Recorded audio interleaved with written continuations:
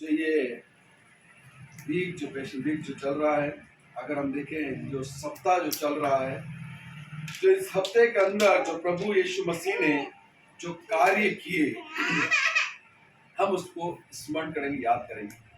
और आज बहुत अच्छा दिन है कि आज ही के दिन पिछले वर्ष मैंने यहाँ प्रार्थना करी, आज ही का दिन था। ये सब खुदा की ओर से नियुक्त हो। आप और मैं सोचे कि नहीं होगा, कैसे होगा। मैं सुबह के दिन में मुझे मालूम पड़ा कि मैंने आज ही के दिन शाम के समय यहाँ पहले बार जब मैं दुआ, ऐसे तो तीसरी चौथी बार मैंने ली, परंतु जो लैंड डेज की दुआ थी आज ही के दिन मैंने यहाँ पे पिछले वर्ष ली। तो कहने का मतलब परमेश्वर ने हमें मौका दिया, खुदा ने हमको समय दिया कि हम अजीज परिवार के साथ मिलकर इस खुदा की हजूरी में जा सके। आइए हम मत्ती में से पढ़ेंगे, उसके बाद हम प्रार्थना में जाएंगे। मत्ती निकाले हैं कोई इनका, मत्ती 21 उसको 18 से लेकर 22 तक। भोर को जब वह नगर को लौट रहा था तो उसे भूख लगी। सड़क के किनारे अंजीर का एक पेड़ देखकर वह उसके पास गया और पत्तों को छोड़ उसमें और कुछ न पाकर उससे कहा, अब से तुझ में फिर कभी फल ना लगे। और अंजीर का पेड़ तुरंत सूख गया। यह देखकर चेलों को अचंभा हुआ और उन्होंने कहा, यह अंजीर का पेड़ तुरंत कैसे सूख गया? यीशु ने उनको उत्तर दिया, मैं तुमसे सच कहता हूँ, यदि तुम विश्वास रखो और संदेह न करो तो केवल यह करोगे जो इस अंजीर के पेड़ से किया गया। परंतु यदि इस पहाड़ से भी कहोगे ऊपर जा और समुद्र में जा पड़, तो यह हो जाएगा। और जो कुछ तुम प्रार्थना में विश्वास से मांगोगे वह सब तुमको मिलेगा। इसी के बाद हम दूसरी जगह हम देखते हैं मरकुस, इसी में हम दो जगह से लेंगे इस अध्याय को। मरकुस 11 उसका 12, 13 और 14। मरकुस 11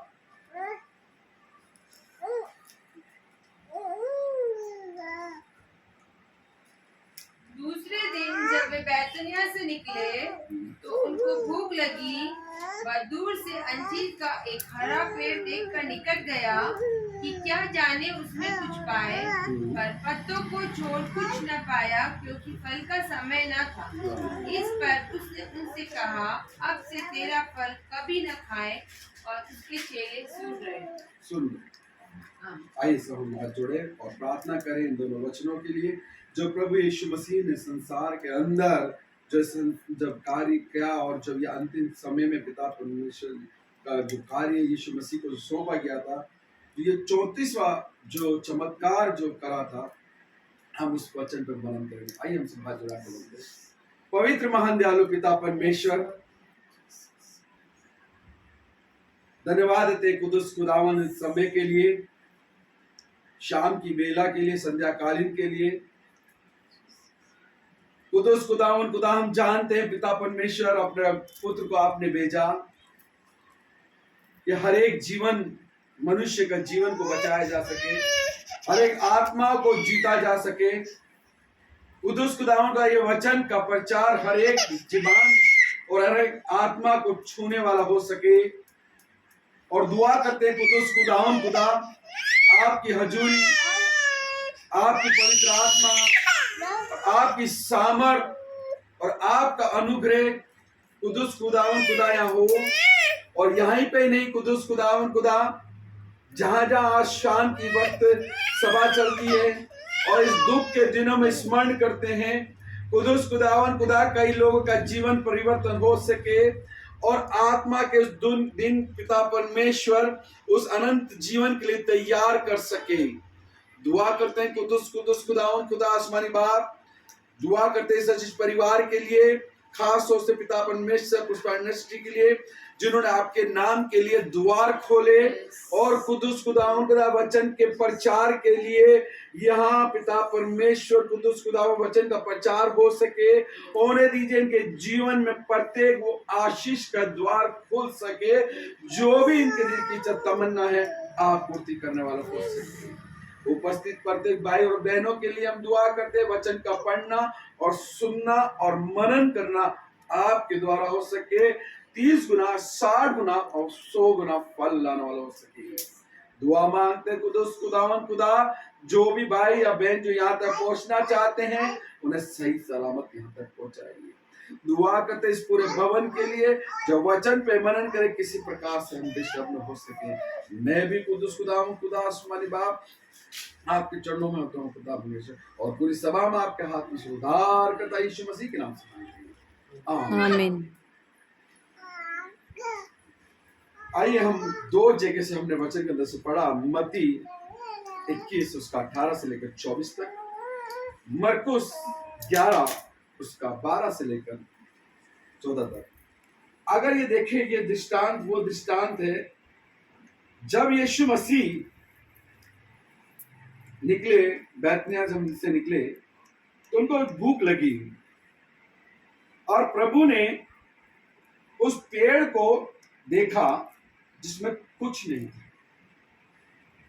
लेकिन अगर हम मत्ती के बाद अगर हम मरकुस में जाएं तो उसमें उसने एक और बात अध्याय में ऐड कर दी है।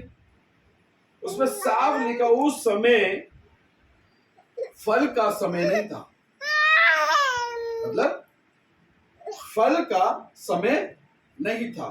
अगर हम देखें इस हिस्से को अगर पढ़ें तो एक बड़ी हैरानी भी होती है। अगर हम देखें जिसने ब्रह्मांड की रचना करी, जिसने 2 बड़ी ज्योतियां सूरज और चांद बनाए, जिसने तारागणों को बनाया, जिसने पेड़ पौधे यहां तक संसार की हर चीज की रचना उन्होंने करी।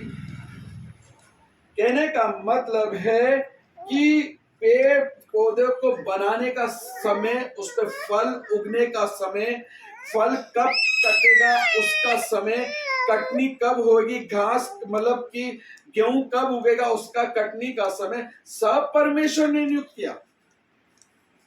उन्होंने ऋतु लाई कि बरसात में ये चीज उगेगी, गर्मी में ये चीज होगी, गर्मी में अगर हम देखें तो आम ज्यादा आएंगे। ये सारा परमेश्वर के द्वारा, समय के द्वारा नियुक्त किया गया। आज अगर हम देखें, वो परमेश्वर का पुत्र जो बेतनिया में जहां लाजर का शरीर है, वो दूसरे नगर में थे यीशु मसीह, और उनको वहां आत्मा में मालूम पड़ गया कि लाजर की डेथ हो गई, मौत हो गई। वो आत्मा मतलब को दिलों को जानने वाला परमेश्वर आत्मा में अंदर पहचान लेके आज मैं लाजर के साथ क्या घटना घटी है, लाजर के साथ उनके साथ। कहने का मतलब ये है, वचन हमको समझाना चाहता है कि उनको ये मालूम नहीं था कि वो किनारे पे जो पेड़ लगा है या जो पेड़ खड़ा है उसमें फल है या नहीं है। आत्माओं में जानने वाला परमेश्वर जानता था उसमें फल है या नहीं है। अगर हम देखें वचन में और आगे हम देखें बात करेंगे तो नतालियल के बारे में लिखा, नतालियल के बारे में लिखा कि बहुत अच्छा, तू बहुत अच्छा यहूदी है, और उसके लिए एक शब्द लिखा उन्होंने कि है कपट रहित यहूदी है। जो तू पेड़ के नीचे खड़ा था ना तो मैंने तुझे देख लिया था, मतलब मनों को पहचानने वाला। जब तू पेड़ के नीचे खड़ा हुआ था तो प्रभु यीशु मसीह ने कह लिया, तू नतानियल, तू कपट रहित यहूदी है, तेरे अंदर कोई भी किसी भी प्रकार का कपट नहीं है, मैं तुझे पहचान चुका। उसकी गवाही खुद यीशु मसीह दे रहे हैं। कहने का मतलब, मेरा वचन बताने का मतलब यह है कि प्रभु यीशु मसीह जानते थे कि फल है या नहीं। दूसरी शब्द में अगर हम दिखाएं कि ये फल का हैरान करने की ये बात यह है कि फल का समय नहीं था और प्रभु ने क्या कर दिया, उसको श्राप दिया, तेरे पे कभी फल नहीं। आज मैं बताऊं ना, किसी को श्राप दे देंगे तेरे पे सब, उसमें फल का समय तो नहीं ना, तो अभी प्रभु यीशु मसीह ने क्या कर दिया, श्राप दे दिया, तेरे पे फल ना लगे। इसमें पेड़ का क्या कसूर है? पेड़ का क्या कर, हम जाएंगे इसमें थोड़ा सा आगे। जब प्रभु यीशु मसीह सामरिया नगर में जब चेलों को भोजन के लिए बोला कि मेरे पास भोजन है, चेले देखने लगे एक दूसरे का मुंह, तो भोजन कहां से? प्रभु यीशु मसीह को प्यास लगी, कलवरी पे गए तो मैं प्यासा हूं, मैं प्यासा हूं। वो आत्मिक भूख, आत्मिक प्यास, जो उन चेलों से बात करें, मेरे पास जो मेरा परमेश्वर ने जो मुझे काम सौंपा है, जो मुझे भोजन के लिए, जो जिस कार्य के लिए मुझे सौंपा है, मुझे उसकी भूख है। मैं आत्मिक भूख को मिटाने आया हूं, आत्मिक प्यास को मिटाने आया। वचन साहब कहता है, मैं साहब चेले कह रहे हैं कि नहीं, ये क्या करने वाला, कहां से आगे इसके पास खाना, सब इंतजाम है। कहने का मतलब वो फिजिकली बात नहीं कर रहा है। हमारा परमेश्वर यीशु मसीह आत्मिक बात कर रहा है, अपने परमेश्वर के पिता का कार्य को पूरा करने वाला, उसके काम को, जो बोझ उसको दिया था, उस काम को उसको करना है। तो कहने का मतलब हम दो बात पे बात करेंगे, दो विषय पे जाएंगे। पहला विषय आता है कि आत्मिक भूख और प्यास। हमारी आत्मिक भूख और प्यास क्या? आज बहुत से लोगों की आत्मिक भूख प्यास क्या? और दूसरी बात आती है इच्छा को पूरी करना। पुराने नियम में अगर हम देखे जाएंगे तो पुराना नियम तो इब्रानी भाषा में लिखा गया है, और नया नियम का जो है यूनानी भाषा में ट्रांसलेट हुआ, जो शुरू की बात। अगर इसको अगर हम अंजीर के जो पेड़ का जो दृष्टांत, इस फल और का पत्ते का जो साथ का जो हम बात का, अगर ग्रीक की भाषा में हम देखेंगे, जो ग्रीक भाषा की जो बाइबल है उसमें साफ लिखा हुआ है कि पेड़, बाइबल में साफ लिखा है कि फल पकने का समय नहीं था। ग्रीक भाषा में जो बाइबल है ना, उसमें ये लिखा हुआ है कि फल पकने का समय नहीं, फल लगने का समय था। और अंजीर का फल, पेड़ के बारे में बात, सबसे बड़ी बात यह है कि जब पत्ते होते तभी फल लगता, पत्ते नहीं होंगे तो फल नहीं लगेगा। तो पहले थोड़ा जैसे पत्ते आएंगे और फल दोनों एक साथ ही आते हैं, उसका ये खासियत है और या उसकी खूबी है कि दोनों फल और पत्ते और फल दोनों एक साथ आते हैं। और ग्रीक भाषा की मैंने बताया ना, उसमें फल पकने का समय नहीं था। इतनी बड़ी मैंने कहा भूल चूक या जो हम कहते हैं ना, बात हो नहीं सकती। तो कहने का मतलब ये, परमेश्वर चाहता है, हमें बस वचन चाहता है कि एक एग्जाम्पल की तरह हमें बताया गया है कि प्रभु चाहते हैं कि हम विश्वास में आग से आगे बढ़े। क्या लिखा है कि तुम कहोगे इस पहाड़ को तू जा समुद्र में जा मिलेगा। एक कदम हमें अपने विश्वास का खुद उठाना है। जब तक अपने विश्वास करेंगे, अगर हम देखें जैसे यहोशू के लिए हम देखते हैं, यहोशू को कोई कार्य सौंपा गया कि याजकों के साथ तुम संदूक को उठा के चलो। जब संदूक उठाने का समय आया और जो याजकों ने, जब यहोशू को ये कार्य सौंपा गया, तो सामने क्या थी? यरदन नदी। लाल समुद्र की बात नहीं, यरदन नदी की बात कर रहे हैं। अब यरदन नदी जो ऐसी थी कि जब उसका कटनी का जो समय होता था, जैसे ये समय जो था, पानी जो ओवरफ्लो होकर चलता था, मतलब पानी जो है ना बिल्कुल ऊपर, जैसे नदी को देखते ना बिल्कुल लबालब ऊपर, मतलब आदमी जाने का, देखने का भी वो नहीं लगता था कि इसमें हम पांव भी धरते हैं, इतना डर, इतना। तो वो कटनी के समय चल रहा था, और जब संदूक को उनको यरदन पार कराना था, और प्रभु यीशु मसीह, परमेश्वर ने क्या कहा? संदूक उठा और चल, एक स्टेप। और भजनकारक क्या कहता है? हे यरदन तुझे क्या हुआ, तू उल्टी दौड़ पड़ी। तुझे क्या हुआ? भजनकारक साहब कहता है, भजन संहिता में लिखा है, तू हे यरदन तुझे क्या हुआ, तुझे तू उल्टी दौड़ पड़ी। परमेश्वर की आज्ञा का उन्होंने पालन किया, और जैसे उन्होंने यरदन में पांव रखे, तो पांव रखने का मतलब पांव गीले हो चुके थे, यूं नहीं पांव रखते पूरा पानी सूखा। जैसे पांव को पानी टच किया और यरदन, ये पहला स्टेप खुदा परमेश्वर हमसे चाहता है कि हम परमेश्वर में एक कदम हम आगे बढ़ें। फल के लिए हम एक कदम आगे बढ़ें। जब तक हम विश्वास में हम आगे नहीं बढ़ेंगे, हम ऐसे ही मतलब कि हरे भरे पेड़ ही रहेंगे। मसीहों का खास अगर हम देखें, जब मैंने तीसरी बात आते हैं, अगर हम वचन के अंदर और चलेंगे आगे तो मत्ती के अंदर आप जाइए, मत्ती के अंदर 13 उसका 33 के अंदर लिखा हुआ है कि जो सेनाओं का यहोवा उसने 12 में लिखा है कि एक औरत ने तीन पसेरी एक थोड़ा सा आटा लिया जो खमीरी था, और उसने उसमें 3 पसेरी आटे को मिक्स कर दिया, उसमें मिलाया, और सारा आटा क्या हो गया? उसने उस कदम को किया कि सारे आटे को मिक्स कर दिया और एक समान बना दिया। हमारा परमेश्वर इसी प्रकार का विश्वास हमसे चाहता है। एक कदम, एक स्टेप हमारे जीवन से। प्रभु यीशु ने दृष्टांतों में बात इसलिए कही कि तो हम इन बातों को समझ सके, इन बातों को हम बुद्धि में, ज्ञान में समझ सकें।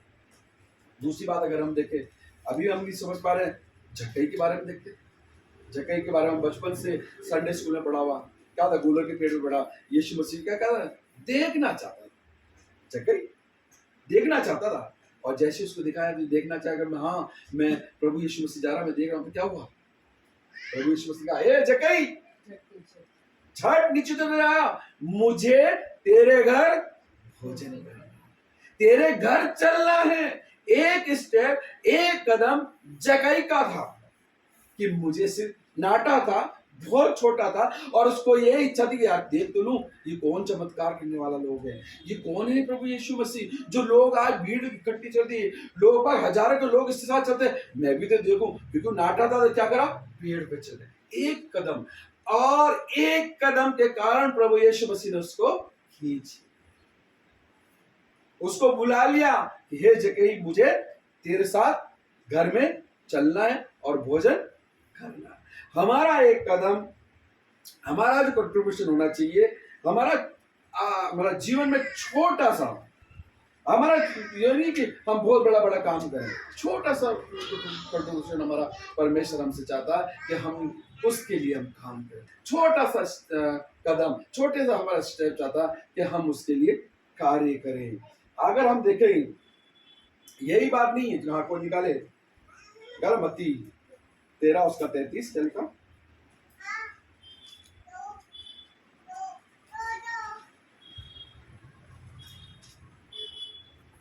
आज हमें जो हम इकट्ठा होते हैं या जिस तरह हम बात कर रहे हैं वचन की, आज क्यों हम वचन पे चल रहे हैं? अब क्यों माने? क्या हमारे अंदर पाप करने की क्षमता है क्या आपने? नहीं। हम पाप धोने की क्षमता नहीं। सिर्फ प्रभु यीशु मसीह ऐसा है जो हमारे पाप का क्षमा करता है, करेगा और करता रहेगा। इसलिए हम उस पर विश्वास करते हैं, हम इसलिए उसके फॉलोवर, हम उसके पीछे चलने वाले लोग हैं। वो जिंदा है, जिंदा था और जिंदा रहेगा। वो आने वाला है और आने के लिए तैयार है। हमें तैयार होना है अपने आप को हाथ में कि हाँ, अनंत जीवन के लिए। हमारा परमेश्वर में क्या लिखा हुआ है?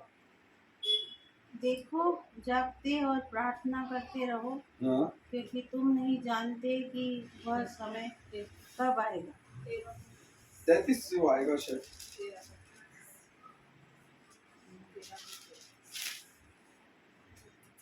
आज परमेश्वर हमें, परमेश्वर हमें आज क्या चाहता है? पवित्र बनाना।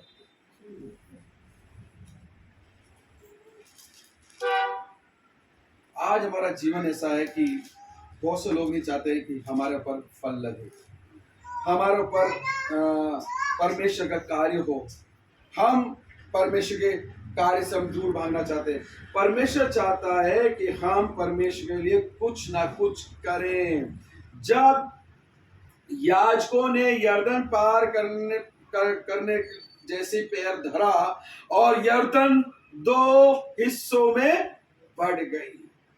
आज हमारा एक कदम हमारे जीवन के लिए, हमारे परिवार के लिए एक आशीष का कारण हो सकता है।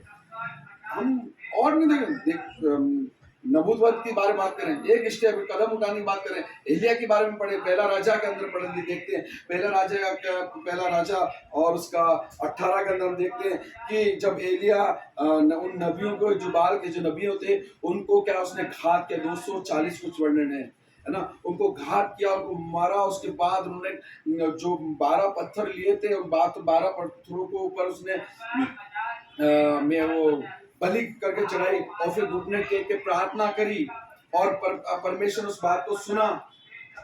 और जैसे ही उसने सुना तो उसको उत्तर मिला, तू जा।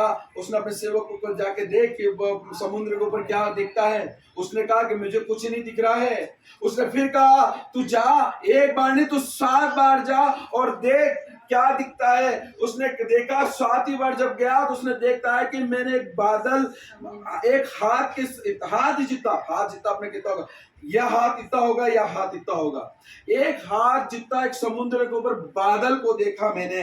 और वो बादल को देखते बोला कि तुमने बादल को देखा तो कहा अहाब जो उसका सेवक था वो बोल के रथ बांध और जल्दी निकल कि मैं एक बहुत बड़ी वर्षा की सनसनाहट को देखता हूं। ये है क्या लिखा उसमें। 7वीं बार उसने कहा, हाँ, देख समुद्र में से 41 मनुष्य हाँ, का हाथ सा एक छोटा बादल उठ रहा है। हाँ, एलिया ने कहा, आहाब के पास जाकर कह, रथ जुतवा कर नीचे जा, हाँ, कहीं ऐसा न हो कि तू वर्षा के कारण रुक जाए। थोड़ी देर में आकाश वायु में उड़ाई हुई घटाओं और आंधी से काला हो गया और भारी वर्षा होने लगी और आहाब सवार होकर इजराइल को चला। कितने थे, इतने से बादल के ऊपर उसने क्या कर दी, घोषणा के लिए कर दी कि इतनी बड़ा मतलब कहने का मतलब है। पर मैं अगर नहीं चाहते कोई निकालो रोमियो, जल्दी से रोमियो 3 उसका 21। नबुवत, अगर हमारे अंदर विश्वास है तो हम नबुवत कर सकते हैं। रोमियो 3 उसका 21। परंतु अब व्यवस्था से अलग परमेश्वर की वह धार्मिकता प्रकट हुई है, हाँ, जिसकी गवाही व्यवस्था और भविष्यवक्ता देते हैं। जिसकी गवाही व्यवस्था और भविष्यवक्ता देते हैं। भविष्यवक्ता देखते हैं लूका 5 और 5 में जब क्या होता है, नबूत क्या होता है, नबूत का अर्थ समझाते हैं। उसमें साफ लिखा हुआ है कि जब प्रभु यीशु मसीह की विपरीत परिस्थिति में भी आपके लिए एक कार्य कर सकते हैं। विपरीत परिस्थिति का मतलब कि जब पतरस ने जाल डाला, और जाल अगर हम देखें इजराइल में उस समय ऐसा था कि दिन में इतनी गर्मी पड़ती थी कि मछलियां ऊपर नहीं आती। दिन में इतनी गर्मी होने के कारण मछलियों, वो जानता था पतरस कि अब हमें दिन में तो मछलियां मिलेगी नहीं, रात में जाल डालें तो रात में ठंडक होने के बाद मछलियां ऊपर आएगी और मैं जाल डालूंगा और उससे हम पकड़ लेंगे। या मतलब जो उसने कहा, अगर हम देखें पतरस के जीवन में देखें तो पतरस शायद परंतु परमेश्वर की यीशु मसीह की एक आज्ञा को पूछ बोला कि तू जाल डाल, एक स्टेप उठाया उसने। और विपरीत परिस्थिति, कोई फार्मूला ऐसा नहीं था जो कह सकता था कि आज दिन में मछलियां मिलेगी, क्योंकि वो सारे फार्मूले जानता था। कोई गणित या ऐसा कोई उसका आसमान की ऐसी कोई बात नहीं थी। वो जानता था कि आज दिन में मछलियां मिलेगी। वो कहता है कि प्रभु मैंने रात भर मेहनत करी, दिन की बात तो छोड़ दे कि दिन में तो मिल ही नहीं सकती, असंभव। मैंने रात भर मेहनत करी है कि रात में जब पानी ठंडा होता है, मछली ऊपर आती है, मैंने रात कुछ नहीं प्राप्त किया। और प्रभु यीशु मसीह की बात अगर हम देखें तो क्या लिखा था, जाल। शमौन ने उसको उत्तर दिया, हाँ, हे स्वामी, हमने सारी रात मेहनत की हाँ, और कुछ न पकड़ा, हाँ, तो भी तेरे कहने से जाल डालूंगा। हाँ, जब उन्होंने ऐसा किया तो बहुत मछलियां लाए हाँ, और उनके जाल फटने लगे। उनके जाल विपरीत परिस्थितियों में यीशु मसीह ने विपरीत परिस्थिति, कोई फॉर्मूला नहीं ऐसा नहीं था कि वो कह सके कि नहीं ये आज मुझे मछलियां मिलेगी। सिर्फ एक स्टेप, एक कदम प्रभु यीशु मसीह ने नबूवत की, उसकी आज्ञा उसको बोला और उसने एक कदम उठाया और जाल फटने लगा। और यहाँ तक उसके साथियों के भी साथी की जो नावें थी वो भी। ये हमारा परमेश्वर, ये यीशु मसीह है। अगर हम परमेश्वर हम अगर पवित्र आत्मा की बारिश हमारे जीवन में होती है, पवित्र आत्मा के साथ अगर हम चलते हैं, अगर हम पवित्र आत्मा से द्वारा, हमारे साफ वचन कहता है हमारे जीवन में उद्धार है, उद्धार था और उद्धार होगा। प्रभु यीशु मसीह के नाम से उद्धार था, है और होगा। आज हम परमेश्वर के लिए या यीशु मसीह के लिए, ये दृष्टांत जो था ना कहते हैं अंजीर का, ये इस्राएलियों के लिए था। इस्राएलियों में जो समय फल का जो काम कर रहे थे यीशु मसीह, फल नहीं था सब। आज मसीहों में क्या है, हम हरे भरे, हम पेड़ सब है, फल नहीं है। यीशु मसीह में हम बिल्कुल संतुष्ट हैं, हम अपने परिवार में संतुष्ट हैं, हम कार्य में संतुष्ट हैं, हम अपने जॉब में संतुष्ट हैं। कहने का मतलब यीशु मसीह ने हमको एक हरा भरा पेड़ बनाया, और फल कहाँ है? हमारा आत्मिक फल। हमारा प्रभु हमसे फल मांग रहा है। मैंने तुम्हें हरा भरा बनाया, तुम्हें हरा भरा किया। अगर हम देखें एक दृष्टांत और है कि एक ने बाग लगाया, बगीचा लगाया, उसमें सारी दाख की बारी लगाई और उसमें एक अंजीर का पेड़ लगाया। जैसे ही मालिक आया उसने बोला, देखा कि मैं इसको देख रहा हूँ 3 साल से ये अंजीर का पेड़, ये अंजीर नहीं दे रहा है, फल नहीं दे रहा है, इसको काट दे, फेंक दे।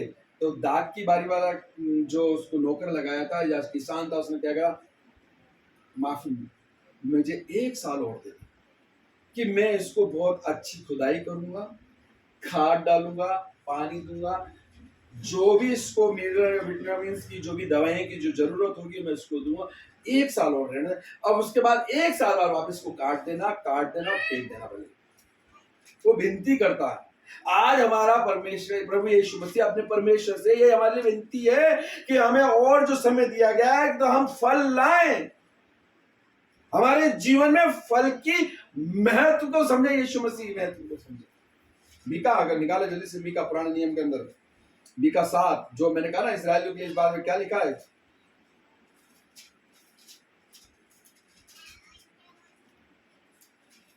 मीका 7, 1 और 2।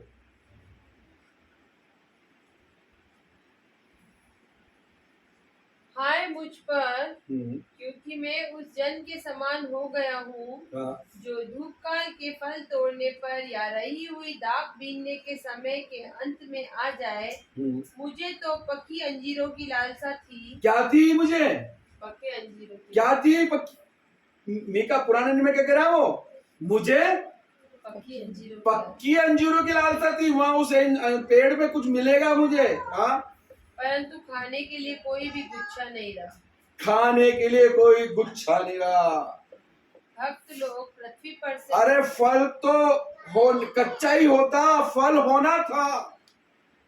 अरे कुछ तो काम करो, भले बिगड़ जाएगा पर अब कुछ तो करो, कच्चा ही फल लगे। वचन क्या कह रहा? कच्चा ही होता, फल होना था, पर उसमें तो फल ही पत्ते थे। आज मेरे प्रभु में, मेरे प्रिय भाई बहनों, वचन के अनुसार अगर हम देखें तो हम मसीह में सब हरे भरे पेड़ हैं। फल कहाँ है हमारे? हमारे फल की जरूरत है। अगर इसी में पढ़े यिर्मयाह, जल्दी से पढ़े यिर्मयाह 8, उसका चमत्कार था जो यीशु मसीह ने जो अंजीर का बताया, ये अंतिम दिनों में ये 34वां चमत्कार था जो यीशु मसीह ने वहाँ किया अंजीर के पेड़ से। हाँ 13,